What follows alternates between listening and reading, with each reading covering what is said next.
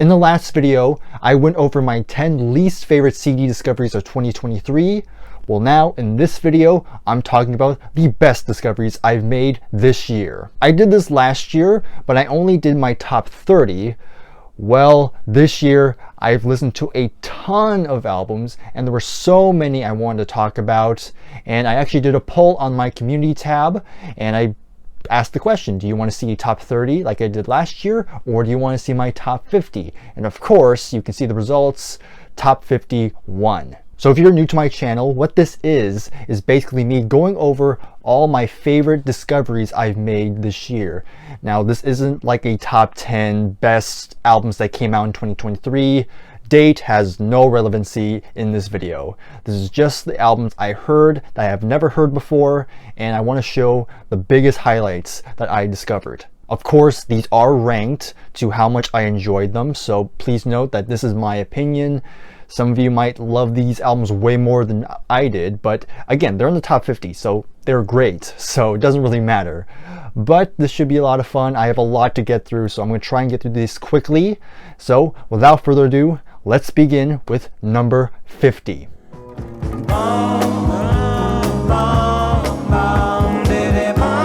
We're starting off good with Stevie Wonder with Fulfillment's First Finale, of course released in 1974.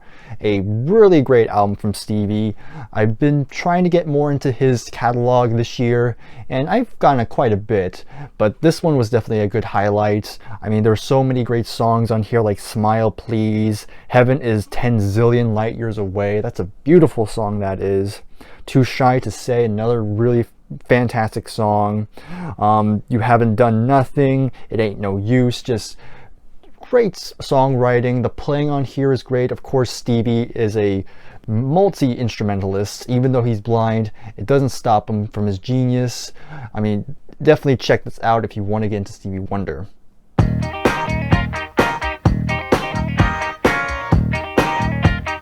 Okay, so there's probably going to be some people who are going to raise their eyebrows that I put this above Stevie Wonder. And again, it's my list, so what can you do about it? But yeah, I surprisingly really enjoyed McCartney too.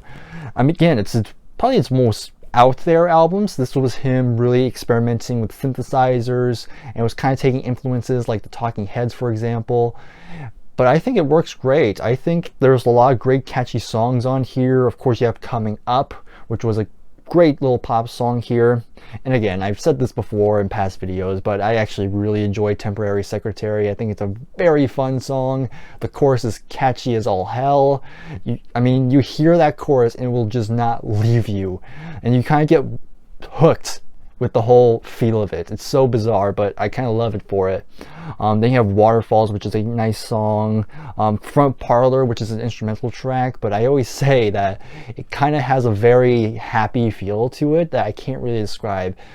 Just a very interesting feel. Then you have Boogie Music, and then you have, or Bogey Music, I guess. But then it closes off really good with One of These Days, another really underrated song by Paul, I think. So again, great discovery. Of course, I got this from this McCartney box set, which has McCartney's 1, 2, and 3. I did an unboxing video of this thing on my channel, so go check that out. You can probably find it. It's one of my more recent videos. But yeah, I shut the camera there, but regardless, yeah, that's 49 on my list.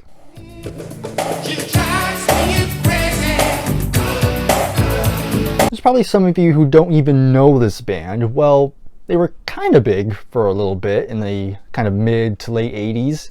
So Fine Young Cannibals, kind of a new wave, synth pop, R&B sort of band. They're a trio, only 3 members.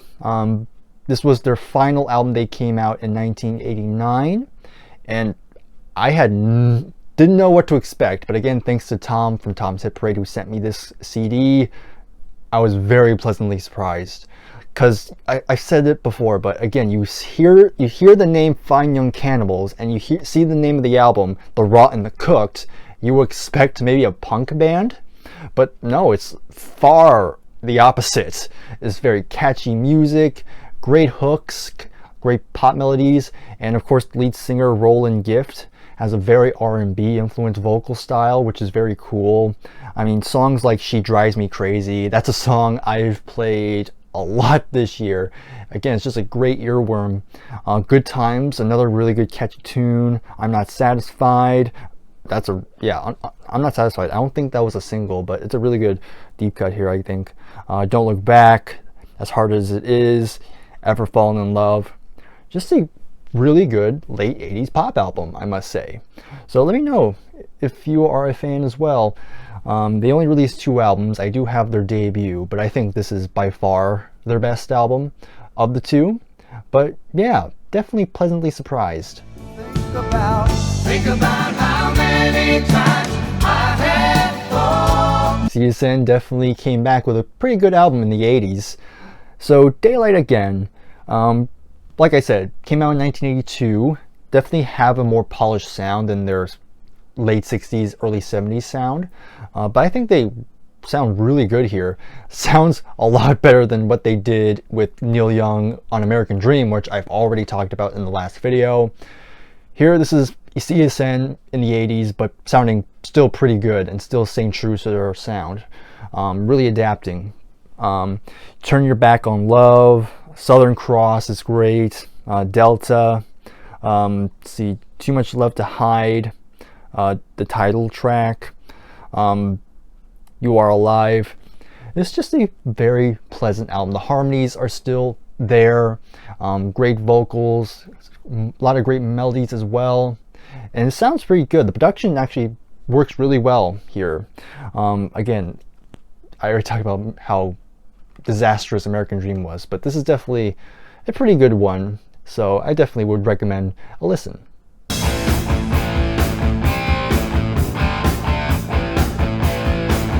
So now we're hitting some more hard rock and maybe a little bit of heavy metal, but you have Michael Schenker Group with MSG. I can't remember, I think this is their second studio album if I'm not mistaken, and apparently this is a different cover. The original album had a different cover, but regardless, yeah, I mean, Michael Schenker, a very fantastic guitar player. Yeah, some good riffs here. Are You Ready to Rock, Attack of the Mad Axemen, Let Sleeping Dogs Lie, Never Trust a Stranger, Looking for Love.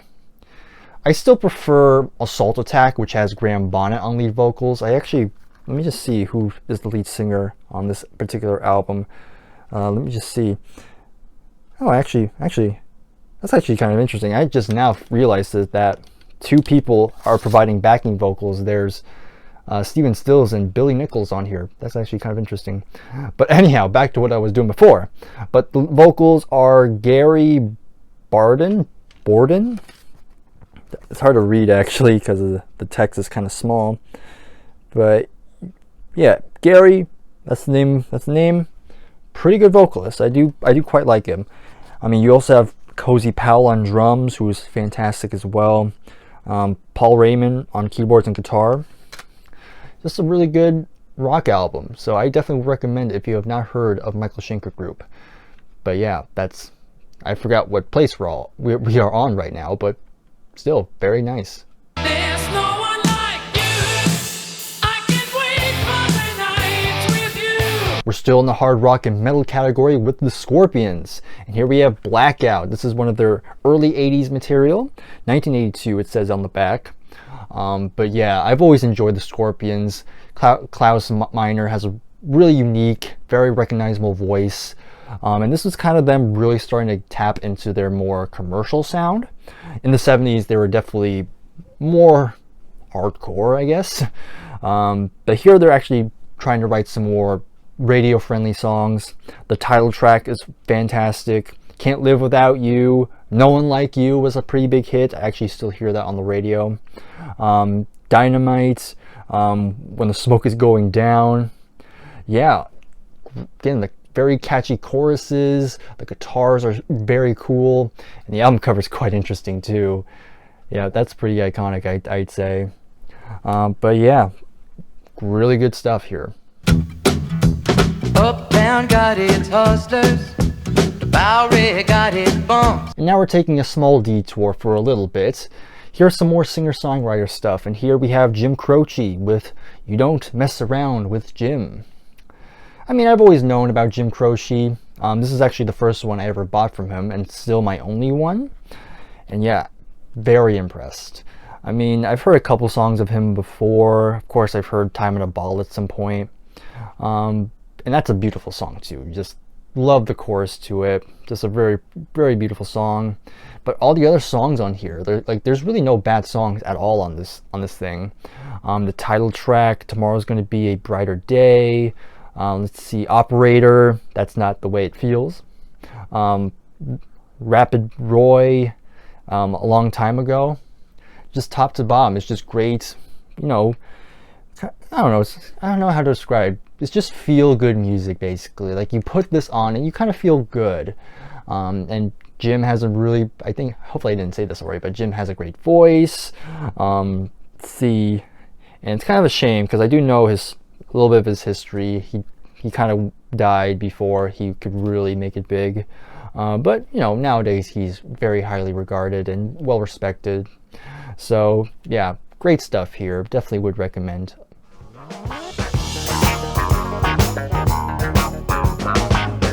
Stevie Wonder is back once again with Inner Visions, this one from 1973. Alright, so another fantastic album from Stevie. Of course, this is still in his like prolific period. Of course, you have Too High, Visions, Higher Ground, of course, Don't You Worry About a Thing. Yeah, another great stuff, just some more great stuff here. I pretty much the same reasons I said with the last Stevie Wonder album I talked about before, but yeah, again, just the musicianship is just so good. The melodies are stuff of legend, and of course Stevie Wonder. I don't think I talked about his voice, but of course we all know Stevie has a tremendous voice, and his range is just second to none. So, yep, this was a very good listen here. Definitely glad I got into more of his catalog this year. So I still need a couple more to complete his classic period, but who knows, maybe I'll get some more albums that are kind of outside that period. So definitely looking out for more Stevie Wonder.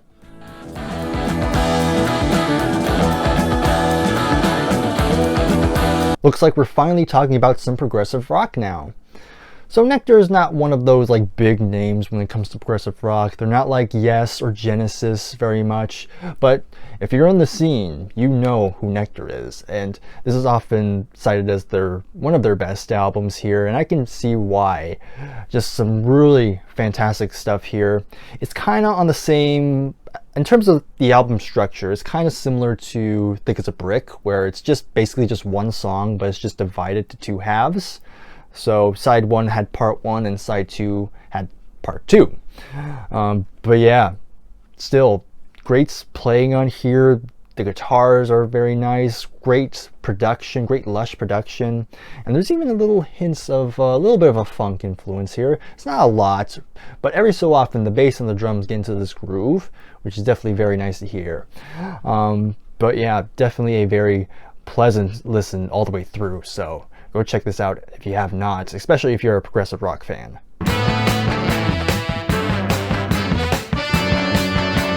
I've been meaning to talk more about Chicago at some point. Of course, this is their second album, Chicago 2. Of course, the follow-up to their first album, Chicago Transit Authority.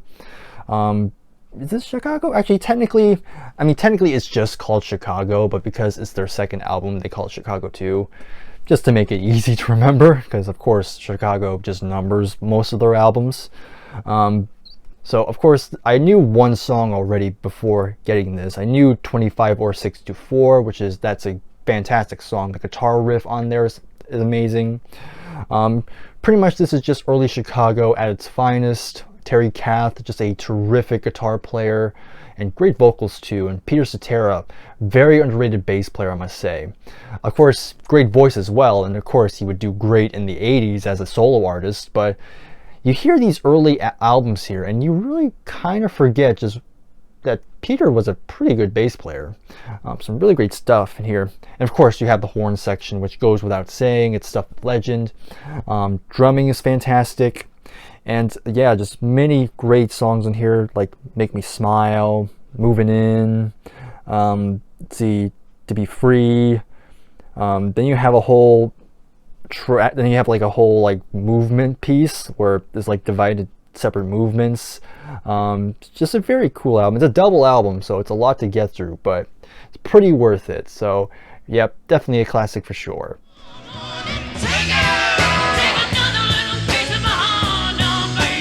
I knew of Big Brother and the Holding Company, of course, because they had Janis Joplin as their singer at one point, but then she would go solo. And I knew one of the songs beforehand. I knew Piece of My Heart, but never heard a whole album by them. And I've heard this was one of their, probably their best album, and I found it on a record store for a good price, so I was like, might as well give it a go. And I was definitely impressed by this. Like, of course, Janis has a great voice. I've always enjoyed her vocal style. Just this kind of soulful, bluesy, very raspy voice that she has a lot of personality to it, a lot of bites. And throughout this whole album, she's killing it on here. And the rest of the band is definitely not too shabby too. There's some really great guitar playing, very bluesy, but still some great rocking moments on here. I mean, you have I Need a Man to Love, Summertime, I already said Piece of My Heart, which is a classic. But what's interesting, it includes a live cut of Ball and Chain. And of course, that's usually the song where Janis really gets to show off her vocal prowess. And of course, there are many video footage of her singing the song. And yeah, it's amazing. If Mama Cass can look at you in amazement, you know you're very good. So overall, very good album. I'd say this is definitely one of my favorite albums of the 60s. So fantastic stuff.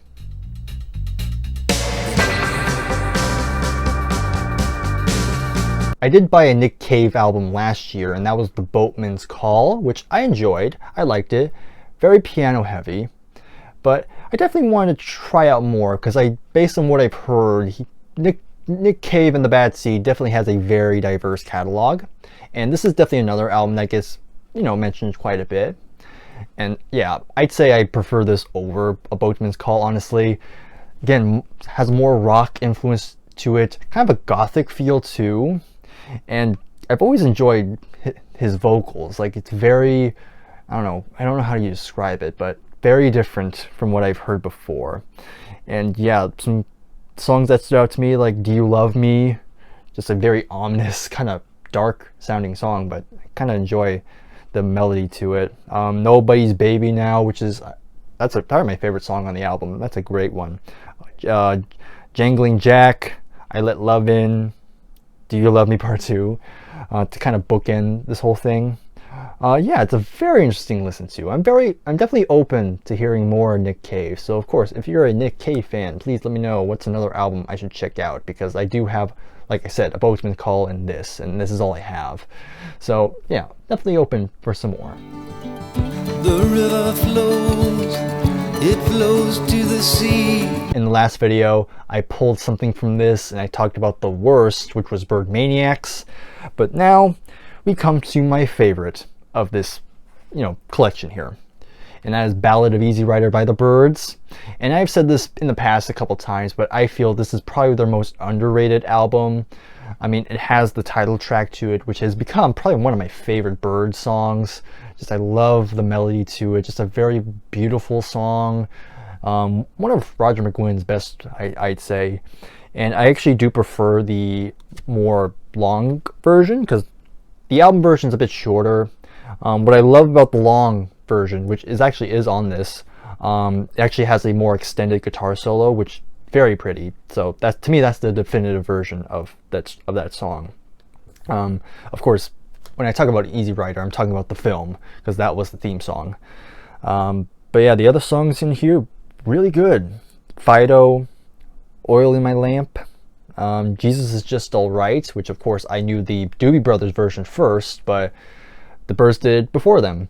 I can't remember I don't know who recorded it first, but nice to see a version that predates the Doobie Brothers. And from what I gathered, the Doobie Brothers were influenced by the Byrds version. So Then you have It's All Over Now, Baby Blue, Gunga Din, which was sung by the drummer Gene Parsons. Don't get confused with Graham Parsons, and I don't think they're related either. But that's a great song, and I really like Deportee. It does end on a weak note with Armstrong, Aldrin, and Collins, which is just a space sci-fi thing. But overall, the rest of the album pretty strong. So definitely my favorite of the later Bird scene. So yeah. And by the way, of course I reviewed this album on Nick's channel. I'll probably leave a link to our more in-depth review. So if you want to hear my more in-depth thoughts, then you can go check that out. Me and Nick did the whole Birds series, did the whole Birds catalog, and a lot of fun. So go ahead and check this out if you haven't already.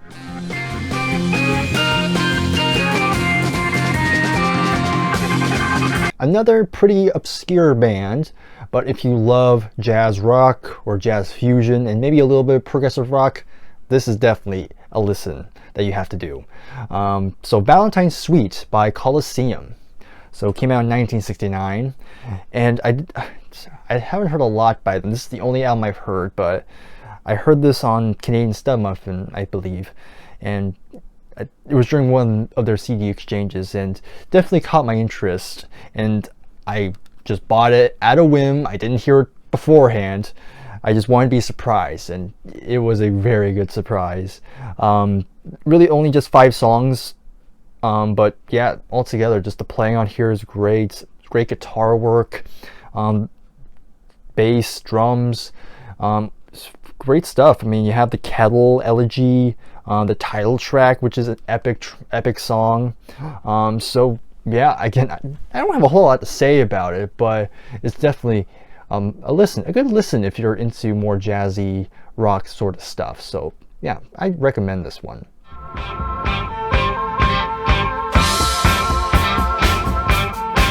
It's always nice to talk about Sparks every once in a while. So I'm slowly building that collection. And yep, we have Angst in My Pants. So this came out in 1982. And yeah, just a nice kind of early 80s, kind of new wave, kind of pop rock sort of sound. Of course, you have the Male brothers, Ron and Russell, always writing songs in their very unique way, very quirky, very humorous, but some great melodies throughout. You have the title track, which is great. Just love the kind of like the sound of the drums on that track. Very, very good mood to that. I Predict, very catchy melody. Then you have Nicotina, Mickey Mouse. That's an interesting one. Really love the song Instant Weight Loss. Just a very nice. The keyboards on that track is just very, very memorable. The Decline and Fall of Me.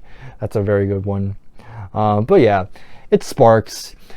Very unique stuff. They're not for everybody, but once you get them, they don't seem to go away. So there you have it.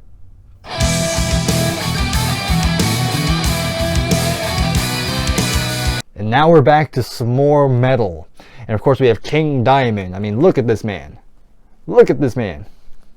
Is this not a fine specimen of a man? But yeah, so this is the first King Diamond album I bought for the collection because I definitely knew of him. Definitely pretty well respected. Known for his very high shrieks and screams, but also has a very theatrical sense to him. I mean, can you not tell? But yeah, I can definitely see the hype. I definitely want to get more of his stuff. Just some great guitar work, very heavy, very dark sounding. Of course, King Diamond is I would assume he's a horror fan. And this is a pretty interesting one because it's actually a concept album. I'm not going to go into the story because we'd be here for a while, and honestly the story is kind of dark. But very interesting subject matter they do. I guess I'll make it brief, but of course it's about this couple who buys this mansion.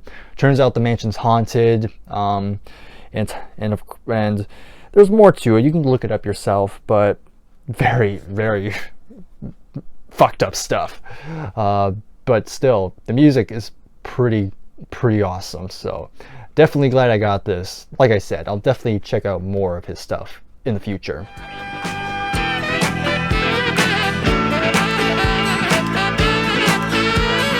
earlier down the list I talked about McCartney, let's talk about some Lennon. So, of course, we have Walls and Bridges, came out in 1974.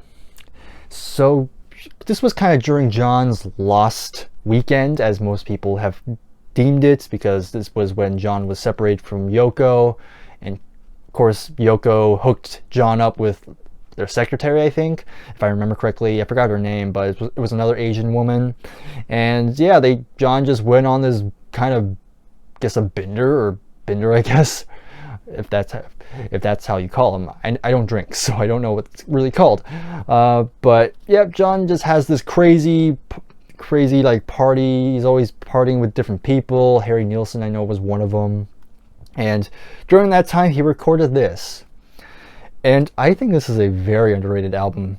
Some very fun stuff, which is kind of ironic, because again, in the last video, I talked about one of John's worst, and now we're talking something more favorable. But you have Going Down on Love, really good opening track. You can already tell kind of the carefree nature that John was going through here. Then you have Whatever Gets You Through the Night, which was actually, Elton John actually provided some backing vocals and piano. And that was John's number one, that was like a number one hit for John. And I told this story before, but of course, Elton and John had a bet that if the song went number one, John would go with Elton on stage, and they would perform together. And of course, Elton won the bet, and that would end up being John's last live performance, which at least he went out on a good note, I think. But anyhow, back to the album. Even though I said that this album has a lot of carefree, there's still moments where you can hear John kind of lamenting, kind of missing Yoko. So yeah, you definitely get that too. And there's some really good stuff, and that's some good stuff as well. And even Julian makes an appearance on this album. He plays drums on the last track, Yeah Yeah, which, you know, it's whatever, but you know, I get the sentiment to it. But yeah, very strong album. So I'm very glad I got it. So yeah. There is a house in New Orleans. Time to talk about some more British invasion bands. And of course, the Animals are definitely very notable. So this is, I believe, the US version of their debut. And it has House of the Rising Sun on it, which is a classic song for a reason. But yeah, the whole album is very good. Like, again, very kind of bluesy at times, very rocking.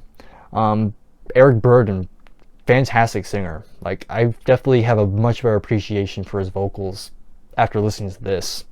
I mean, he pretty much carries this whole album. Just a good belter. He can go low, but again, he can belt out a note if he can, and it's just so good, so soulful as well. Yeah, I just absolutely really enjoy this album. And yeah, I pretty much enjoyed every song for the most part. Yeah, I don't have much to say about it, but definitely a great album of the 60s, I'd say. So yeah, I like it quite a bit.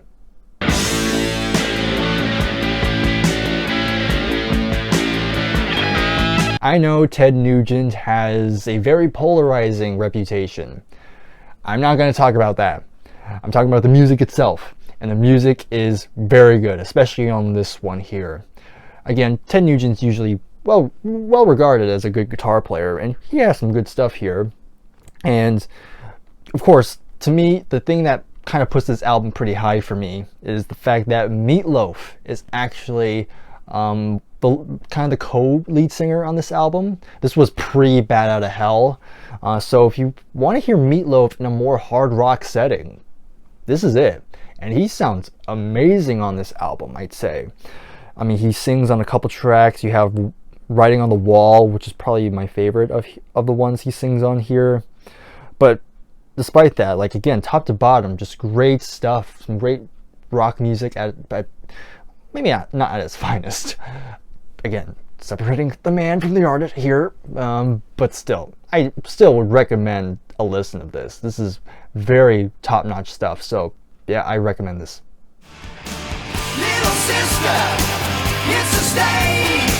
She can't help it. Speaking of Ted Nugent, he makes an appearance once again on this album. So this was kind of a supergroup, well, pretty much a supergroup. I mean, you have Michael Cartinelli. I hope I said that right. But of course, you have Tommy Shaw, who of course was from Styx, and you have Jack Blades and Ted Nugent, as I just mentioned. And they made a band called Damn Yankees, because you know they're American. So this came out in 1990, and even though it does have a it kind of came out during that transitional period where hair metal was kind of going out, and then the more alternative stuff was starting to take hold. This is definitely, I think, a pretty good album to come out of that period. I mean, songs like Coming of Age, Bad Reputation, High Enough. I mean, High Enough is a great power ballad. That's definitely if you're a sucker for ballads like me, go listen to High Enough. The title track, Mystified, Pile Driver. Yeah, it's another really good late 80s, early 90s rock album. And it's great. And of course, the vocals on here are great. I mean, Tommy Shaw, definitely the best singer in this band. But yeah, he kills it on the in the vocal department here. So there you go. Go give this a listen. You might be surprised.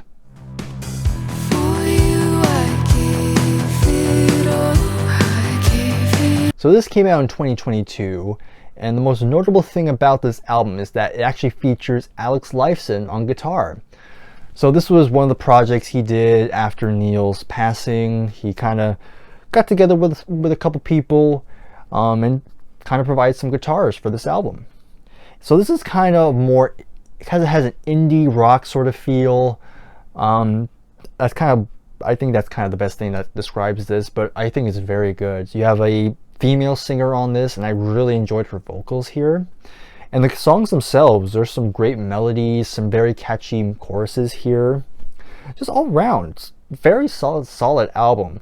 And yeah, I mean, Never Said I Love You, Shadow, Liar, Old Strings, Enemy.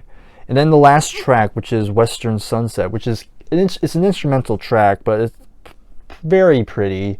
And that song was kind of a little tribute to Neil Peart, of course. So I think that's a nice way to close out the album, I think.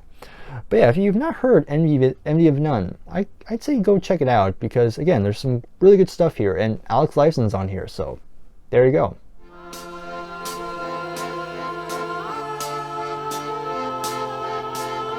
I know Nick's going to be pretty happy to see this in this list. So this is a pretty obscure album. Definitely one of the more obscure albums of the 60s, but it's kind of slowly gaining a reputation. So Billy Nichols, Would You Believe? So this was supposed to be the British answer to Pet Sounds. So this was produced by Andrew Olden. That's his full name. Let me just look it up. Let me just see here, because I know that he was the Rolling Stones manager, the original Rolling Stones manager. So, but I know he heard Pet Sounds and he was immediately enamored by it and wanted to make the British version of it. So let me just double check. It's in here somewhere. Oh yeah, Andrew Loog Oldham. Hopefully I said that right, but yeah, so you have a pretty interesting cast here. So of course you have Billy Nichols, who's writing and singing the songs, but you also have a good variety of people here. So basically you have the Small Faces playing backup. You have Steve Marriott. Let's see, I know Kenny Jones is here as well. But not only that, you have Nicky Hopkins, of course, on piano and harpsichord, and John Paul Jones, who would later join Led Zeppelin. He's actually providing some bass and other assorted strings here, which is pretty cool. So yeah, very, very interesting stuff. I wouldn't say, I mean, it does have a Baroque feel to it, but it definitely leans more on the rock side of things, not so much pop, I'd say. But yeah, the playing on here is great. probably my favorite song on this is Girl from New York, which has Steve Marriott just killing it on the guitar. This is basically almost I mean, it's kind of bordering on hard rock, honestly. But yeah, killer stuff here. Life is Short, Would You Believe, London Social Degrees, great. Yeah, it's pretty hard to, it's pretty rare to get. I know if you want to get it on record, it's like for extremely high prices. So maybe a repress is probably your best option. And this CD was kind of rare as well. I was very fortunate to find one for a good price. So if you can get your hands on this, I would say probably give it a listen. You might be surprised because there's some very nice stuff here.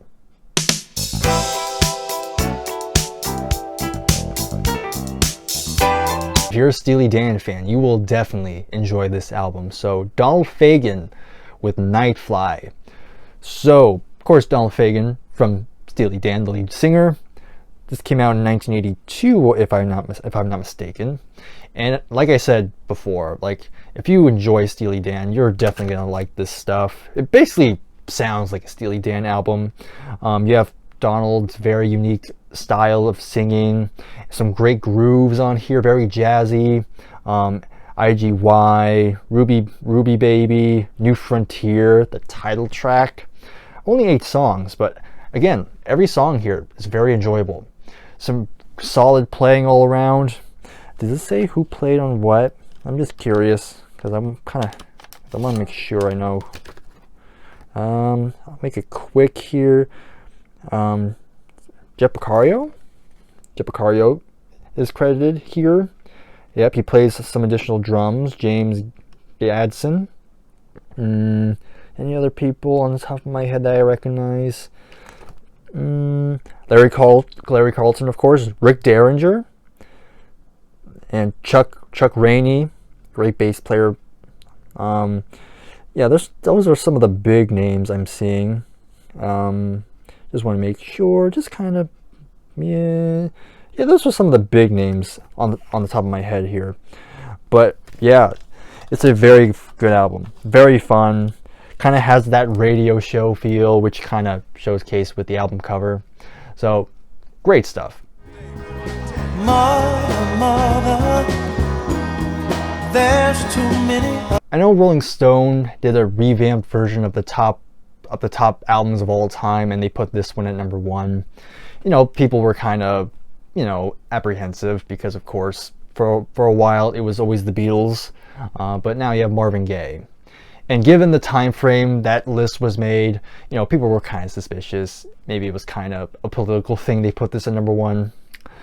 But you know, I bought it just because it is a really good album. Like, even though maybe it's being too hyped, but I still think it's a really good album. I mean, Marvin Gaye, just a fantastic singer. You cannot deny that. And there's some really good stuff here. Like the title track is a classic. And I will say it is pretty relevant today. What's Happening, Brother? Let's see, Save the Children. Ride On, Inner City Blues, some nice bass playing on here, just classic Motown at its finest, I think. Is it the greatest album of all time? To me, no. I wouldn't say it's one of my all-time favorites, but I can definitely recognize it is a pretty remarkable album. And again, I'm not saying it because a magazine said so. I really do think it's a good album. But yeah, there's just albums I prefer. But yeah, I'm happy I have it in my collection. So I'm pretty content. All I got to do is to love you. All I got. I talked about Paul, I talked about John. Now we're talking about George. And if you're gonna ask, no, Ringo is not gonna be on this list, unfortunately. But we have George though. So I actually did a review on this album on Adam's channel, of course, What the Gym. I'll leave a link to that video in the description, hopefully. Yeah, so I only knew 2 George Harrison albums before this. Of course I knew All Things Must Pass, and I knew Cloud 9. But to some people, this is like one of those George Harrisons that kind of gets left behind sometimes. Don't really hear a lot of people talk about it. So I do know a little bit of this album, but this was kind of recorded during when George kind of finalized his divorce with Patty Boyd, and now he is in a relationship with Olivia. And this is kind of George kind of feeling good with life right now. I just think there's some very, very lovely songs on here. Love Comes to Everyone's a great opening one. Kind of has that carefree feel. It almost has a Walls and Bridges sort of feel, where it's just George just not caring about all the hardships right now. Of course, John is a bit more extreme, but George is kind of more chill. Not Guilty is a nice track. Here Comes the Moon, which is kind of a quasi sequel to Here Comes the Sun. Blow Away, I love Blow Away. That's a great pop song from George. Let's see, Dark Sweet Lady, Your Love is Forever, If You Believe is pretty solid. Yeah, it's a really good album. Yeah, I'd say this is probably underrated. Again, I haven't heard everything from George, so I can't really say, but I think this is a really nice album. All night long, he was running. Okay, so I'm finally going to talk about some Maria Takeuchi now. I mean, I've talked about her quite a bit this year. I mean, 3 of her songs made my top 5 on my Spotify Wrapped. So that tells you. So expect to see her again later on in this list. But we have Ms. M. So this came out in 1980, I think. Hopefully I got the date right, but yeah, 1980 it says. So I'll take its word for it. But yeah, I mean, just a fantastic pop sort of, I guess, yeah, it's mostly a pop album. Of course, what's very notable about this album is that a lot of American musicians played on this. I know Jeff Becario is on here, Steve Lukather, just to name a couple. I know, what's his name? Because I know he went on to be a producer. Let me just double check. I know he worked with Peter Cetera in the 80s. I want to make sure I got it. David Foster. Yeah, it's pretty cool to hear them on a Japanese pop album. Can you believe that? But yeah, there's some great songs on here. Sweetest Music is pretty nice, just like really good. And again, you can hear there's like there's a guitar solo on that track, and you hear the guitar solo and you're like, yep, that is Steve Lukather to a T. Then you have Every Night, Morning Glory, and then you have Secret Love. I love Secret Love. That's a great song. I love the chorus to it. And she's singing in English, by the way, on that track, which is kind of pretty good. I always said her voice is very great. Then you have Heart to Heart, which is a ballad, which, funny enough, that song, the Carpenters would later take that song and actually redo it. So it's actually kind of interesting that they got that song from a Japanese artist. Go figure. But yeah, very good album. But like I said before, there's a couple more albums from her that are a little bit higher. So I'll come back to her at least.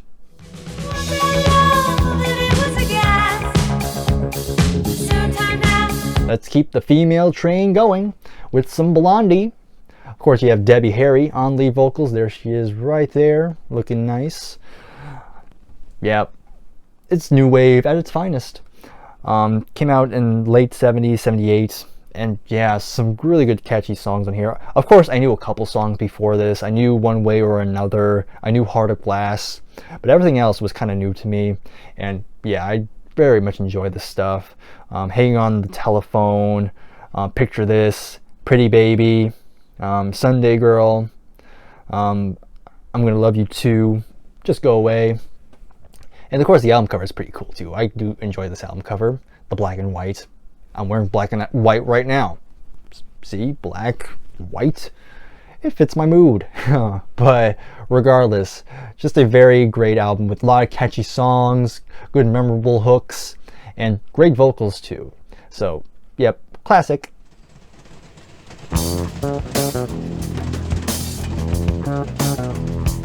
So here is some more jazz fusion, and this is probably my favorite jazz fusion band I've heard so far, and that is Weather Report, and this is Black Market.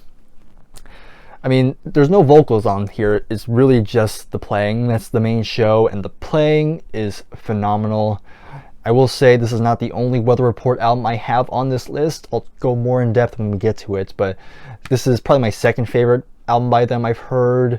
Just only 7 songs, but the playing on here is great, and the bass work on here is spectacular. You have Jaco Pastorius, and he's a legendary bass player, so he's all over this. So again, I'll talk more when we get to my other choice by Weather Report I have. So yeah, great stuff.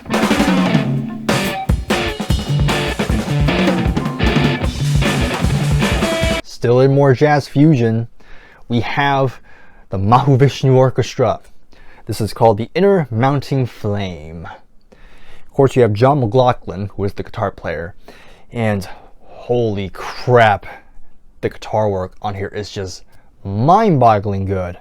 It's just killer. Like, it's like so many great guitar lines, great solos on here, and the rest of the band is also spectacular as well. You have not only John McLaughlin, you have Billy Cobham on drums, hopefully I say this right, Rick Liard on bass, Jan Hammer on piano, and Jerry Goldman on violin.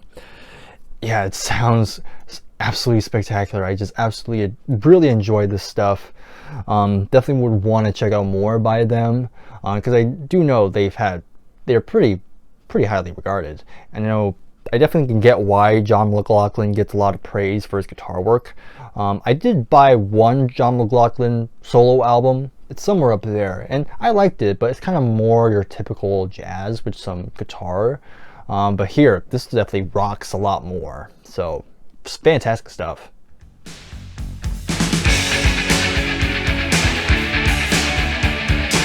It's funny because I bought this really not that long ago, probably a couple weeks ago, and it's pretty high for good reasons, because I think this is a great album.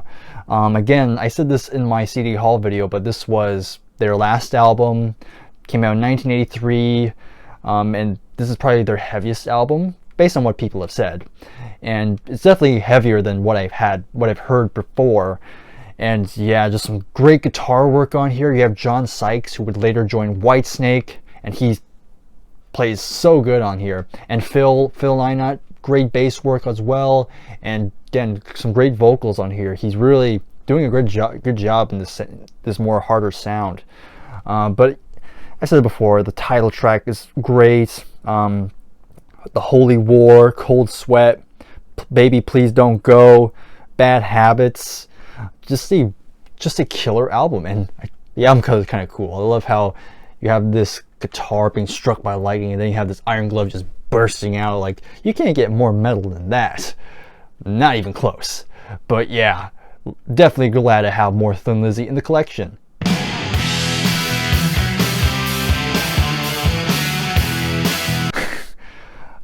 I know, this is another one of those albums where I just bought, but it still made it this high on this list, just because I just pretty much loved it right away. I mean, Gary Moore, another very highly respected guitar player, and again, there's some fantastic riffs on here. I mean, I've talked about it before, but you have Don't Take Me for a Loser, which is a great opening song. Always Gonna Love You, Gonna Break My Heart Again, End of the World, I Can't Wait Till Tomorrow. Another one of my favorite songs on here is Falling in Love with You, which is kind of a power ballad, if you will, but I just think it's a great song. I love the guitars on it, and I love the keyboards on it. This whole album's very good. Definitely glad I got it. Again, if there's any Gary Moore fans, let me know what album I should get next, because this is a great listen. Yeah, and you know, Gary has a pretty solid voice. I wouldn't say he's the best singer I've heard, but I think it matches the music fairly well. So yeah, definitely really enjoyed this. Now I know just how you feel, it was real. Here's another album where me and Nick reviewed this on his channel. I'll probably leave that in the description as well. Well, we have the second album of the Mamas and the Papas, pretty much their self-titled album. And this album really grew on me the more I've heard it. And of course, you can tell because it's kind of pretty high on this list. But yeah, I think it's almost as strong as the debut. I still think the debut is a bit better in my opinion, but this is still has some great songs. Like you have No Salt on Her Tail, which is great opening song. Love the vibe of it. Trip, Stumble and Fall, very kind of humorous song, very mean-spirited song, but it's kind of a fun one. Dancing Bear, really good song, and I love Denny Doherty's vocals on that track. Dancing in the Streets, you know, I think that's a pretty good cover from Mama Cass. I Saw Her Again, probably the biggest hit on here. That's a good one. Strange Young Girls is nice. One of my favorite songs is Even If I Could. That's a very good song.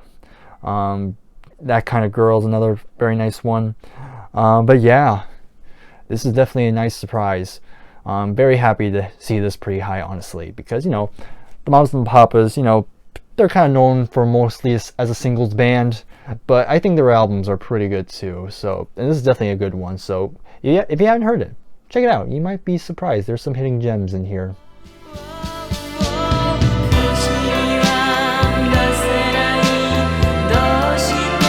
I told you she'd be back.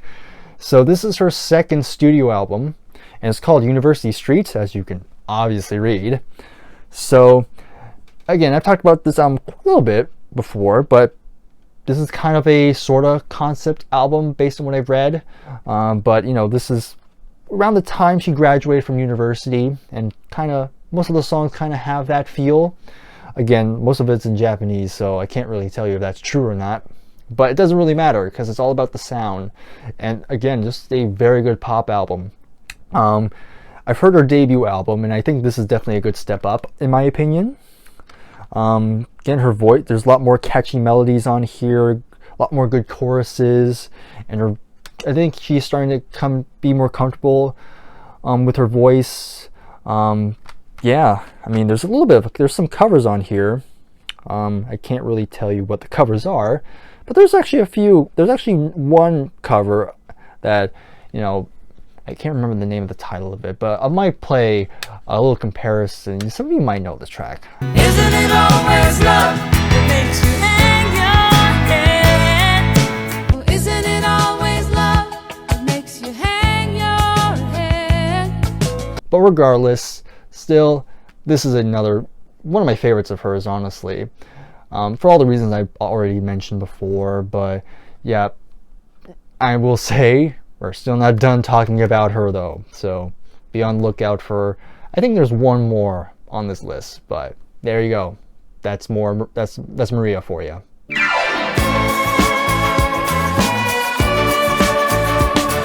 Gotta love some ABBA. I mean, if you don't love ABBA, you have no soul. I'm sorry. But anyhow, ABBA, I've always been an ABBA fan. I always knew the hits. I've had the greatest hits for the longest time, and this year I was able to finally start getting the studio albums. You know, I did know a good chunk of the songs before. I knew Dancing Queen, I knew Knowing You, Knowing Me, or reverse that, sorry. Money, Money, Money, Fernando, which was not on the album, but it's a bonus track here. But yeah, I just think there's many other good songs on here, like When I Kissed the Teacher, kind of scandalous. My Love, My Life, That's Me, Tiger, Why Did It Have to Be Me? Just a fun album. I mean, ABBA always had a very fun sound, even though sometimes their lyrics don't always mix or they don't match the tone of the song, but you don't care because it just has a good hook to it that you just can't get out of your head. So, yep, it's always nice to have some ABBA here. Don't get angry with me. And here we have the most modern album on my list, which is ironic because this is from the oldest band, well, one of the oldest bands that I have in my collection. Of course, the Rolling Stones. They've been around for over 60 years, and they come out with an album in 2023, and I think this is a really good one here. I mean, again, I came into this album with kind of low expectations, honestly. Because, you know, I heard Angry, that was like the first single, and I heard it, and I was like, okay, that's okay, it's fine. But when the album actually came out, I heard it on Spotify first, and I don't know why, but hearing Angry in the context on the album really grew on me. So now I really enjoy Angry now. I think that's a great song. But the other songs on here, really good. You have Get Close, Bite My Head Off, which has Paul McCartney delivering a killer bass solo on that. Dreamy Skies is nice. Mess It Up. I love Mess It Up. That's my favorite song on here. I love the more dancey disco sound on that one. Live by the Sword, which has Bill Wyman on bass. Of course, the original bass player. I know Elton John's on a couple tracks. Stevie Wonder is on Sweet Sounds of Heaven, which also has Lady Gaga, which is also great. I mean, I really enjoyed the Lady Gaga's vocals on that track. Let's see. Me and Nick also reviewed this album. I'll leave that in the description. So again, you'll hear us go more in depth on it. But yeah, I went into this with low expectations, but this definitely went above and beyond my expectations. So I think this is good. I know there are some people who aren't a fan of this because, you know, either the songs didn't really speak to them, or some people just don't like Andrew Watt's production. I think it sounds fine, but yeah, Hackney Diamonds by the Rolling Stones, great stuff.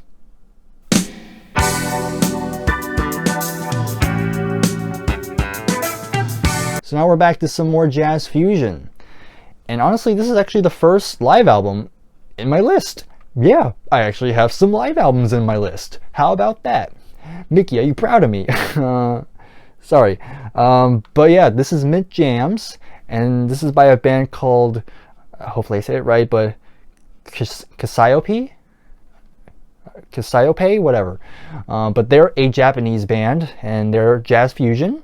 And this is a live album, and I've talked about this before, but it definitely does not sound like a live album. It pretty much almost sounds like a studio album. It's so polished. There's really no background noise. There's hardly any crowd noises either. Every so often you'll hear them, but they're just very faint, and they only play at certain points. But yeah, if you weren't paying attention, you would think this is studio, which I'm not complaining. But again, the playing on here is so good. Just some good melodies throughout. There's some great guitar work. Keyboards sound very nice. Some bass work is awesome, and the drums just holding it all together.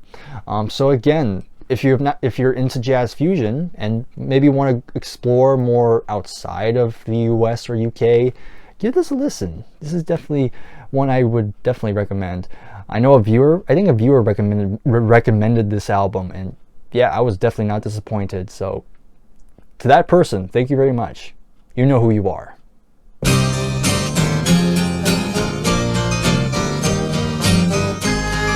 And here's another album I know Nick is going to be pretty happy to see pretty high. So you have the Kinks. The Kinks are the Village Green Preservation Society. This is an album I can say has grown the more I've heard it.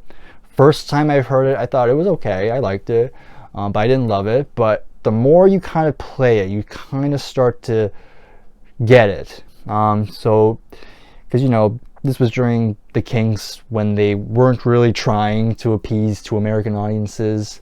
So, and you know, this album definitely wasn't like a huge seller, but it's become a pretty well-regarded album. And yeah, there's some great stuff on here. A lot of the songs have a nostalgic feel to it because that was kind of what Ray Davies was going through, just kind of looking back on stuff. The title track is a great way to open the album. It sets the tone. Do You Remember Walter? Picture Book's a great one.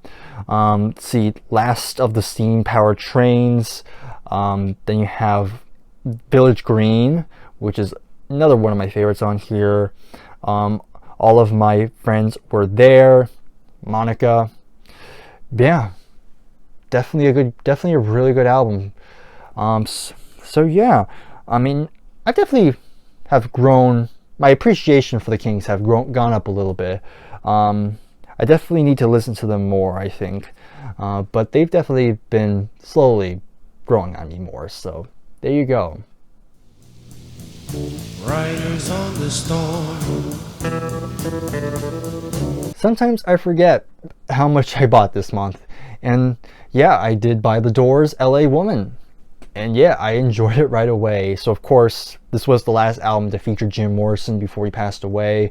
And I definitely think he went out on a good note. It starts with the channeling, great opening track. Love Her Madly is a very driving song.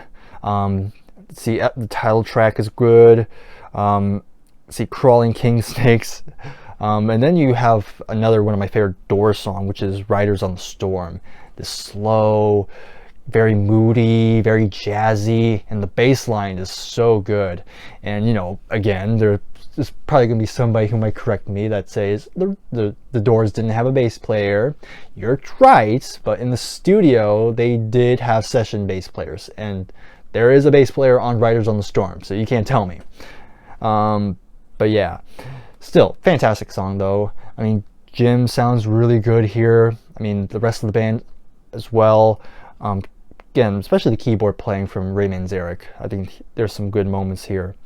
But yeah, really good stuff. I mean, I've always enjoyed the Doors. And I definitely do want to try and get all the Jim Morrison albums.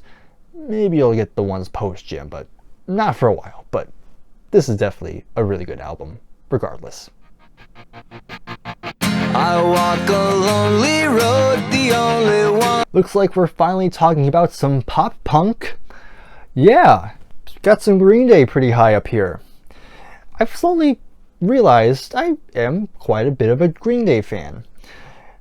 But yeah, I bought 3 of their albums this year. I bought this, I bought Nimrod, and I have Dookie. And I think there are some really good albums. And this is probably my favorite of the 3 I bought, as you can tell. So of course this came out in 2004, 2003, somewhere around that time. And yeah, this is a really good album. I mean, American Idiot, great opening track. Then the second track, Jesus of Suburbia, which is kind of this multi-part song. That's a really good one. I especially love the second part, City of the Damned. Really love the melody to that one. And then track 4, you have my favorite, as of right now, my favorite Green Day song, which is Boulevard of Broken Dreams. I mean, every emo kid's anthem, I say. Just saying. Someone slammed the door. But anyhow, Letter Bomb, She's a Rebel, Wake Me Up When September Ends, just a nice little ballad type of track. That's a nice one. Homecoming, another multi-part track. But yeah, it's a fun album. Again, it's punk, has a punk sound, but definitely has a more commercial sound, which I think they sound really good together. The vocals are great. The guitars, bass, and drums, some standout moments from all of them. So yeah, some good stuff. I dig Green Day, so there you go.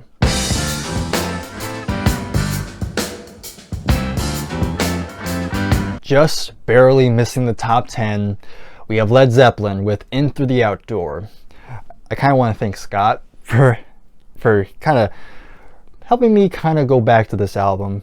Well, not really go back, but because I haven't heard the whole album all the way through, but it was kind of because of Scott that kind of made me want to check out the album in full, because I knew Fool in the Rain. Of course I knew that song because that's the big hit on here. But the rest of the album I didn't really know very much. I might have heard All My Love before, but not so often. But you have In the Evening, great opening song. Southbound, I always forget how to pronounce that third word, but probably my least favorite song, but still not too bad. And Fool in the Rain, just, God, I love that groove by Bonham. Still absolutely spectacular. You know, Hot Dog, kind of a dumb song, but it's a fun one. It's a very fun one. I don't mind Hot Dog. I mean, I eat hot dogs, so I can't complain. Then you have Carousel Alhambra. I've heard some people say that's not their favorite because, you know, a bit too keyboard heavy. But I dig it. I dig the keyboard sound on that track. It's the longest song on here, but I think it's very cool. I know that was mainly John Paul Jones who was behind it, but I think it's a good song. I think it's a bit underrated, honestly. Then you have All of My Love. Definitely a good one, I think. Of course, that was written by Robert Plant, dedicated to his son that passed away. So, yeah, that one's a bit heavy. Then it closes out pretty well with I'm Gonna Crawl. Very solid closing track. But yeah, this is Led Zeppelin at the very end of their career before they lost Bonham. But I think this is definitely a very underrated album, I think more people should give it a bit more credit. And of course, it's pretty high on my list, so I very much enjoy this one. But it just barely missed the top 10. But still, I really enjoyed this. Okay, so now we are entering the top 10. This is probably a good time to kind of remind people that if you have been enjoying this video, please give this a like. And if you are new, please subscribe to the channel because, again, the end of the year is happening and I want 2024 to be another good year for this channel. I'm going to have a end of the year retrospective coming up tomorrow, so be on the lookout for that. So let's continue on with the top 10.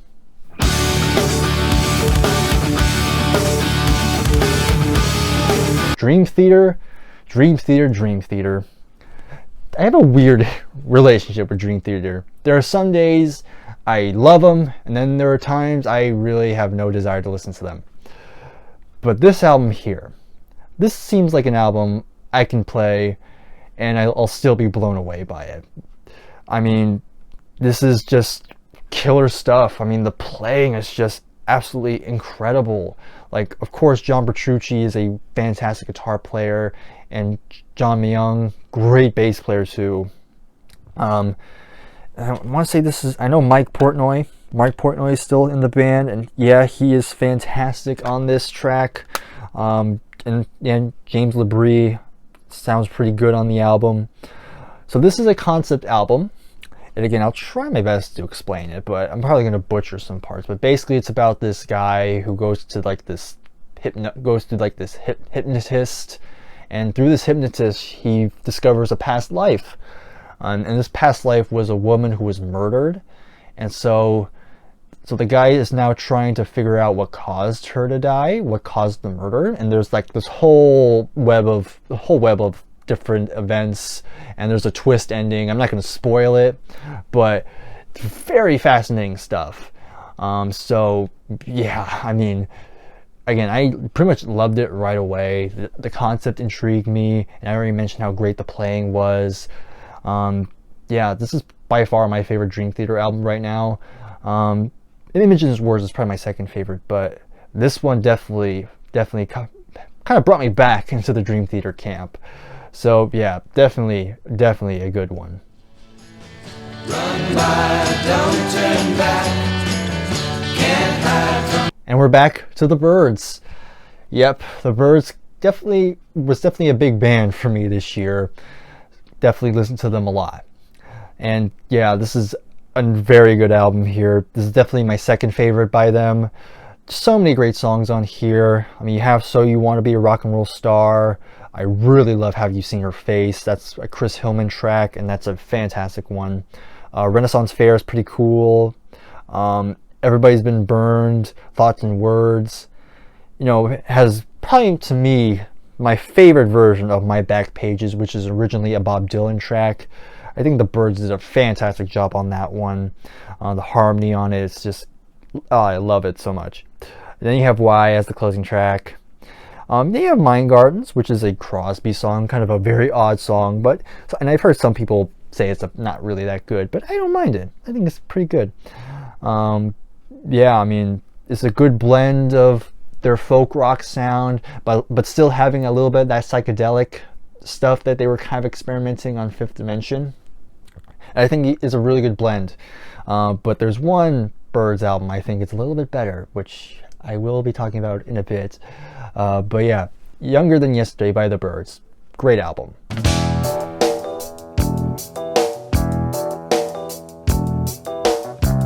This guy has been one of my favorite bass players, and man, did he put out a really good solo album. So, of course, Chris Squire from Yes released this in 1975, and man, only 5 songs, but I pretty much enjoyed everything about this album. Of course, Chris, really great vocalist. I mean, he mostly did backing vocals in Yes, but he really has a good singing voice in his own right. Kind of similar to John Anderson, but definitely has a much lower quality to it, and definitely a bit more distinct, which is kind of why they always complement each other really well. But yeah, like I said, 5 songs. Hold Out Your Hand, great opening song. You By My Side, that's a very beautiful song. I really love that one. Silently Falling's good. Lucky 7, great bass line on that, very funky. Then you have Safe/Canon Song. Man, I pretty much loved every single note on here. You have Patrick Moraz on keyboards on here, I know. Let's see, let me just look up who plays what on this, because I know there's a good crew. Bill Bruford, of course, also from Yes, played drums on here, and yep, lovely stuff here as well. Then you have Mel Collins on saxophones, which sounds great as well. But yeah, yep, definitely glad I got this. Rest in peace to Chris Squire. You know, he will be missed. So there you have it. That is Fish Out of Water from Chris Squire.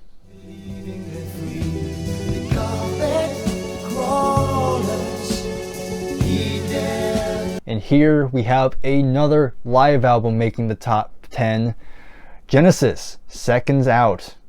So this was during the Phil Collins era, and I believe they were touring Wind and Wuthering at the time, because there was one song on here from that album. Yeah, this is probably my favorite Genesis live album. I know I love the other one with Peter Gabriel, but Phil, he definitely really does a great job with the early stuff as well. I mean, you have Squonk, Carpet Crawlers, which again, Phil sounds great on it. Robbery, Assault and Battery, Afterglow, Bertha Fifth, I Know What I Want. And they have the entirety of Supper's Ready. And again, Phil's doing so good on it. But yeah, you have other, of course, since Phil's on lead vocals, you have 2 people taking the drum spot. You have Chester Thompson and you have Bill Bruford. So both of them sounds fantastic here.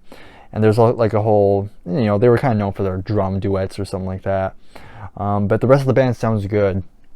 And I believe this was one of the last things to have Steve Hackett before he left. But yeah, it's so many great, the playing on here is so good. And yeah, the band do a good job on a lot of these songs. And you have a good blend of both the early stuff with Peter and some of the more, kind of the more proggy Phil stuff from Trick of the Tail and Wind and Wuthering. So again, good blend of both halves, I think. But yeah, great one.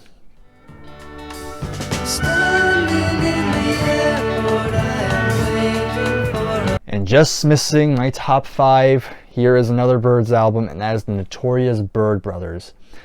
I think still is my favorite Byrds album. I think this is probably their most cohesive album, where you have the songs kind of blend into each other for the most part. And yeah, so many good ones here as well, like Artificial Energy. Love the horns on that one. The horns are really good. You have a really good rendition of Going Back, of course, the Carole King track. Natural Harmony, love that one. Wasn't Born to Follow. Get to You. I think that's another Chris Hillman song, and that's another one of my favorite Byrd songs. Just so beautiful. Love the chorus to it. Yeah, absolutely spectacular. Changes Now. Old John Robertson. Even Dolphin Smile, which sounds kind of dumb, and it kind of starts on a dumb note with the dolphin noises, but once it starts, it's a really good song as well. But yeah, and I love the cover too. There's that whole theory that the horse is supposed to be David Crosby. I believe it's actually not true, but I like to think, because I think it's funnier. But man, this is a really good Byrds album, I think. What's love got to do? Got to do with it. And at number 5, we have the late Tina Turner. You know, some of you might think I put her this high because she did pass away this year, and there might be a little bit of bias to that, maybe. But I bought this, and I enjoyed pretty much everything on this one. I really think she is a really terrific vocalist. I mean, she's always been a legend, but I never heard that much besides maybe some of the big songs. Like, I knew her stuff with Ike, but not so much for solo stuff. Like, I've heard What's Love Got to Do with It, but everything else was very new to me. And yeah, I was very much enjoying everything about her, on this album. I might have been Queen. Of course, the second track I've talked about before, but What's Love Got to Do with It, which is a lovely song.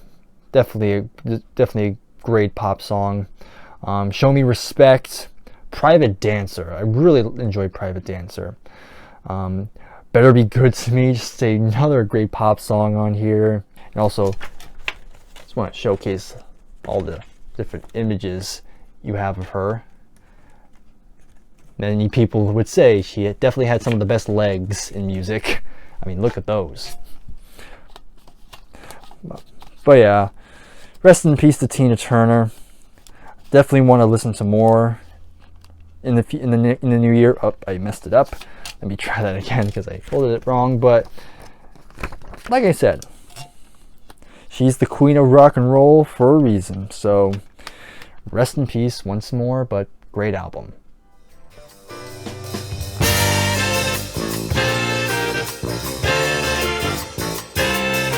I told you Weather Report would make a return, and here we have probably still my favorite.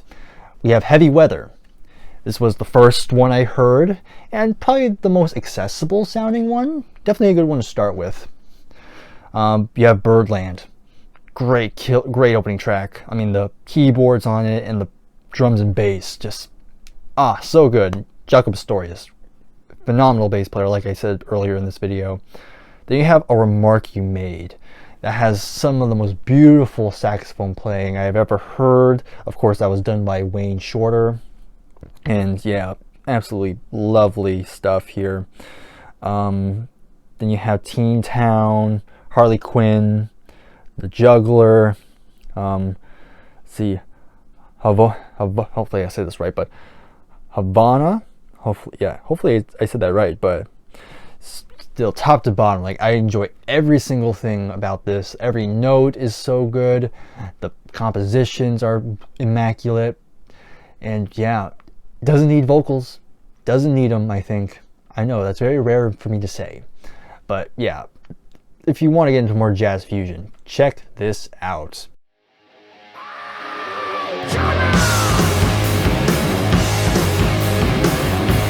At number 3, Black Sabbath has pulled through. I also bought Heaven and Hell, and I wanted that to be in the top 50, but I kind of knew that album before I bought it. It took me a while to get it, but I did get it. But The Mob Rules was one I haven't heard that many songs from.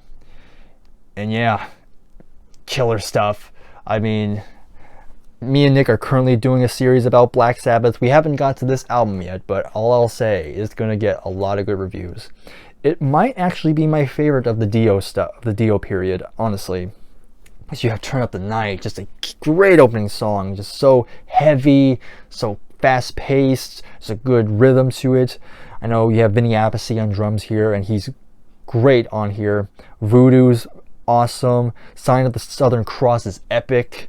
The Mob Rules, I knew that song before, but that's a great riff to that. Country Girl and Slipping Away are two very good songs that I haven't heard before. Falling Over the Edge of the World and Over, really good closing track. But yeah, this is just great stuff. I mean, Tony Iommi, really great guitar player. Like, he's the riff master for a reason. And the bass playing from Geezer, just so thumping and just so heavy sounding and low. Yeah, it's just a very good album, very good stuff here. And the album cover is pretty wild too. So yeah, that's number 3 in my top 50.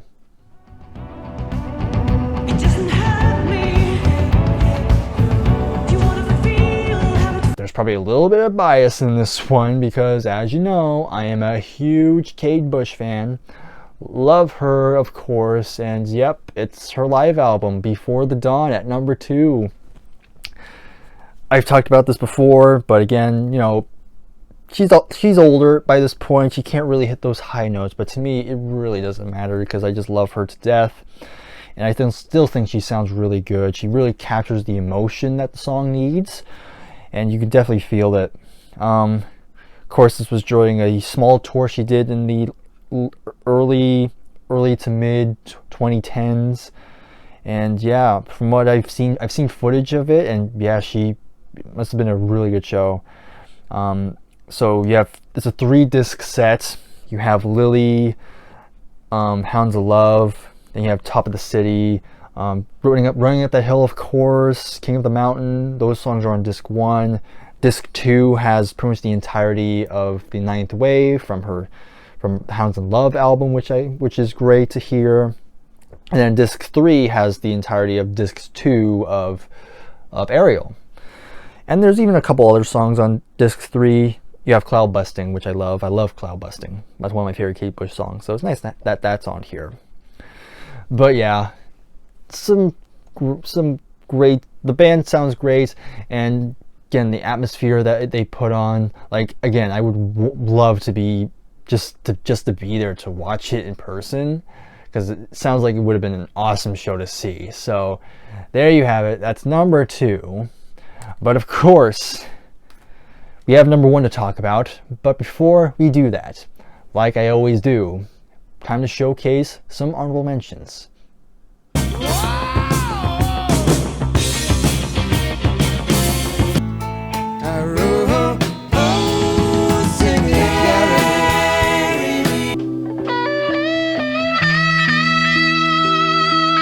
One and one half wandering Jews, free to wander where Stuff coming out, stuff going in. I'm just a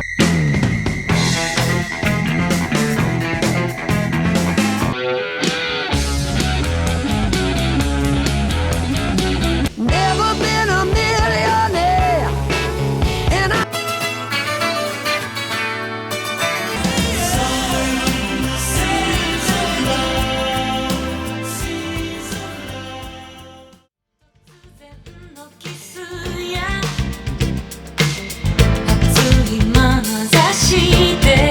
I said she'd be back, and oh boy did she come back.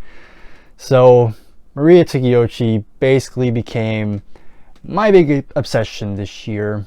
I mean, last year was Kate Bush, and the year before that was Joy Division. And yeah, I just love her to death now. I mean, I have almost all her albums. I think I still need 3 more to complete her discography. And I've just enjoyed pretty much almost everything I've heard from her. I mean, and this is by far still my favorite album by her. The first track, you can hear this album on Spotify. But the first song just really hooks you in right away. Just the production is so good, and her vocals just absolutely spectacular. You know, she's not the most like amazing singer you're ever going to hear, but it just fits so well with the music. It's almost like an instrument itself.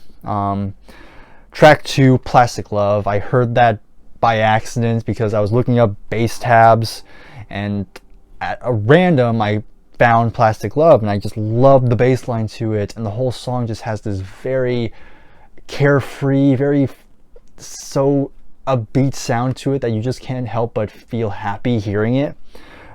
Classic song from her. Let's Get Married. Beautiful song. That's track 3. Track 5, Broken Heart. Love Broken Heart. I mean, if we go back to my Spotify wrapped thing, that was my most played song, and so that tells you just how much I love it. Night in the Amphitheater, fun track. Same with Mercy Beat. Going Steady is another one I love. But yeah, just perfect pop album, I think. I know most people aren't into like Japanese music or Japanese pop, but I'm always going to vouch for it because I think this is just spectacular stuff. Some killer, well, not killer, it's not like metal killer, but you know what I'm trying to say. Just so many good hooks, so many great melodies, and yeah, so well written. So there you have it. That is my favorite discovery of 2023. So there you have it. That is 50 of my favorite discoveries I have made this year. again, there were so much more great albums I heard this year, but again, it was just really hard to condense it to 50. But it was still a lot of fun, and I gotta talk great stuff about all these albums. So regardless, if you've not heard any of these albums, please go ahead and give them a listen, because I think they're very good stuff. So that's it for me. So next video, so that'll be tomorrow, will be my end of the year reflection. So hopefully you look forward to that. I'm going to talk quite a bit on that one, but other than that, I will see you then. In the comments below, let me know what were some of your favorite discoveries this year. I look forward to reading those. If you like this video, give it a like, because it took a while to put together, so please give it a like. If you are new, subscribe to this channel, and I'll see you in the next video. Take care, and goodbye for now.